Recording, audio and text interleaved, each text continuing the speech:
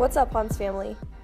Today's tutorial is going to be the Spring Eye Snapchat filter. These Snapchat looks have been done widely over the internet now. These two artists especially have done them. I will leave their little picture around here somewhere. I'm going to move over in the frame, put them right here. Leave their links down below. Check them out. Absolutely amazing, and I wanted to hop in and do my versions myself. The googly eye one is super just fun and cute, but this week I am going to be taking some other of the Snapchat filters to the next level. So make sure to watch out for that because shit gets real. We're going to be using a lot of body paints for this look, and I'm using Mehron the entire time. They are water activated, so you just add a little bit of water and they become nice and creamy to use. It's great to use on your eyelids as well because they do dry completely matte and don't really move too much. Try to draw the circles as round and proportionate to each other as possible, but you can always clean up with concealer.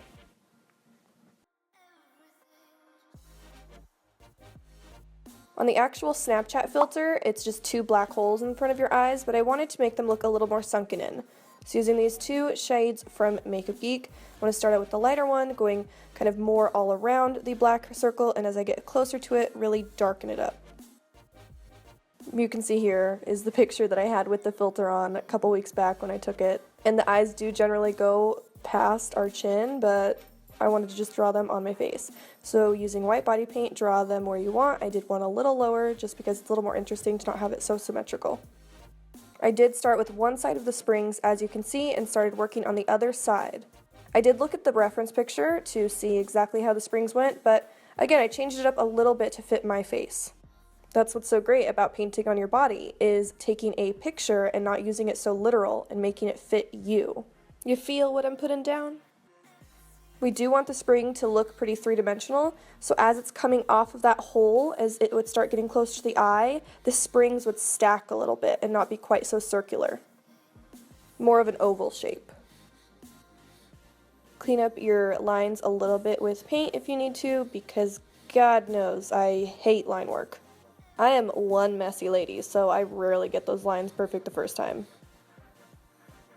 I went ahead and filled in the eyeballs with white paint, and make sure to use a couple layers because it can be a little patchy. We want the shadow from the spring to look as natural as possible, so I'm using this cool toned brown since my skin is so light, but just kind of change that up for whatever skin tone you have. Since the spring is coming off of our skin and it's lifted, it's not right against it, the shadow wouldn't be right under the metal either. So pretty much use the design you have from the spring as an outline and just kind of go a little bit below wherever those metal pieces are. Usually the higher something is closer to the light source, the farther away the shadow is.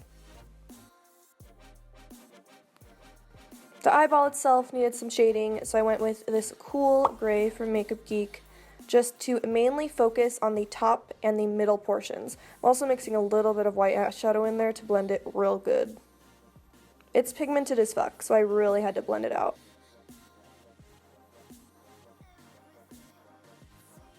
Now that most of the shadow is on the eyeballs, I went ahead and connected the springs on top of those.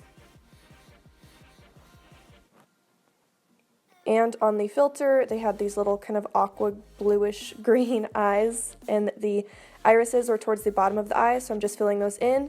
And do more of an oval shape, since the eyeballs are looking down. We're not looking at the eyeball directly in front, so it wouldn't be a perfect circle.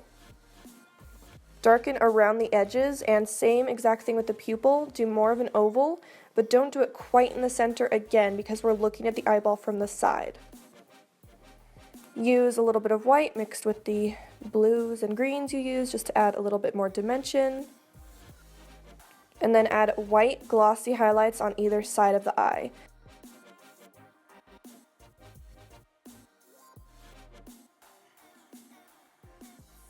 There were a couple highlights that the actual Snapchat filter didn't have, like these little ones on the iris, but I felt that it really helped to make it look a little more realistic. Since the eyeball is so big, I mean it's an eyeball for Christ's sake, the shadow underneath it would be really dark. For shading the actual spring itself, I did go with Makeup Geek's Corrupt eyeshadow. Here you can see I'm tracing over that spring just to figure out which parts of the spring would be on top of the other ones. You basically want to use the eyeshadow to make it look even more curved than it actually is. Right now, it's pretty much just a flat piece of poop on your face, and the more shadow you add to the curves of the spring, the more it'll pop out. The springs that curve forward would also cast a shadow on the other ones, so you want to darken those a little bit, because as something curves around backwards, it starts to look a little darker, aka having more shadow, and as the curve moves forward, that's when the light hits it and you want to highlight there. So highlight in the center of the metal springs.